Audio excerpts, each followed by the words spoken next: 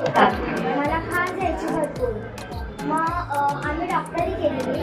तेव्हा डॉक्टरने आम्हाला महिनाभर तेल नव्हतं लावायला सांगितलं. आम्ही तेल नव्हतं लावलं, पण केस एकदम कोरडी पडलेली.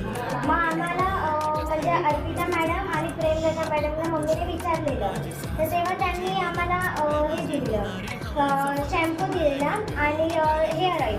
मी हेअर ऑइल लावायचे रोज आणि शॅम्पूने आठवड्यातनं 2 वेळा केस धुवायचे. त्याच्यानंतर थोड्या वेळाने माझा डॅन्ड्रफ कमी झाला. मग नंतर मला हेअर मास्क आम्ही स्टार्ट केलेला, काहीतरी महिना झाला असेल. जेव्हा मी हेअर मास्क स्टार्ट केला तेव्हा माझी केस भरपूर सिल्की झाली, म्हणजे ती शाईन करायला लागली. आणि डॅन्ड्रफ आहे ना, तो 80 to 90% पूर्ण केलेला आहे.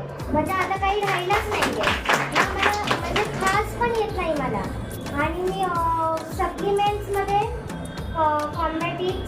कॉम्बॅटिक्स घ्यायची, कोलेस्ट्रॉल घ्यायची आणि कॅल्शियम सकाळी घ्यायची.